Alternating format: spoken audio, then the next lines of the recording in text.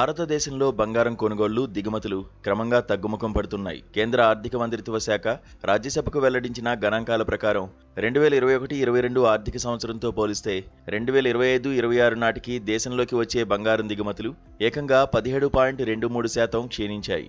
ఆ కాలంలో 868.4 టన్నులుగా ఉన్న దిగుమతులు తాజా సంవత్సరానికి వచ్చేసరికి 718.74 టన్నులకు పడిపోయాయి. అంతర్జాతీయ మార్కెట్లో పెరుగుతున్న ధరలు, రూపాయి బలహీనపడడం, ప్రభుత్వ ఆంక్షలు ఇందుకు ప్రధాన కారణాలుగా నిలుస్తున్నాయి.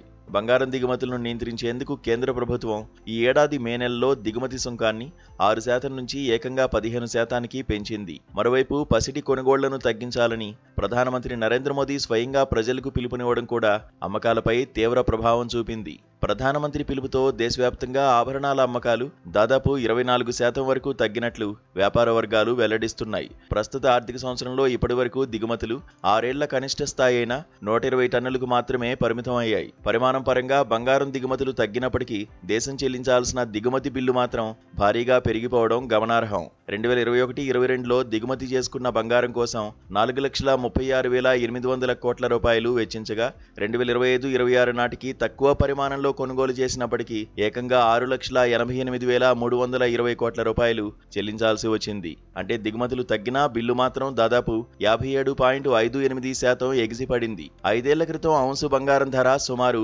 $2,000 ఉండగా ప్రస్తుతం అది ఏకంగా $4,200కు చేరుకోవడమే దీనికి ప్రధాన కారణమని విశ్లేషకులు చెబుతున్నారు.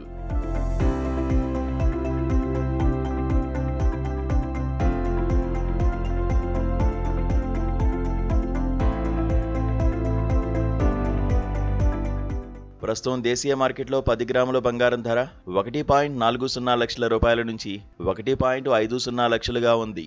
పసిడి ధరలు సామాన్యులకు అందనంత ఎత్తుకుపోవడంతో వినియోగదారులు భారీ ఆభరణాలకు బదులుగా తక్కువ బరువున్న డిజైన్ల వైపు మొగ్గు చూపుతున్నారు.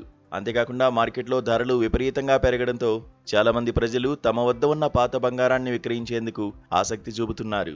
కొత్త కొనుగోళ్లు తగ్గడం, పాత బంగారం చెలామణిలోకి రావడం కూడా దిగుమతులు తగ్గడానికి మరో ముఖ్య కారణమని నిపుణులు విశ్లేషిస్తున్నారు. అధిక సుంకాలు, భగ్గుమంటున్న ధరల కారణంగా దేశంలోకి అక్రమంగా బంగారం రవాణా చేసే వారి సంఖ్య క్రమంగా పెరుగుతోంది. పసిడి ధరలు రికార్డు స్థాయికి చేరడం స్మగ్లింగ్ కార్యకలాపాలకు ఆజ్యం పోస్తోందని నిపుణులు ఆందోళన వ్యక్తం చేస్తున్నారు. దిగుమతులు తగ్గిపోతున్నప్పటికీ అక్రమ రవాణాను అట్టడుగు స్థాయిలోనే నిలువరించడం అధికారులకు ప్రస్తుతం పెద్ద సవాల్గా మారింది. ఏదేమైనా ధరల పెరుగుదల, ప్రభుత్వ నిబంధనల కారణంగా దేశంలో బంగారం వినియోగ సరళి క్రమంగా మారుతోంది. ప్రజలు బంగారాన్ని కేవలం పెట్టుబడిగా కాకుండా ఆర్థిక పరిస్థితులకు తగినట్లుగా మలుచుకుంటున్న తీరు స్పష్టమవుతోంది.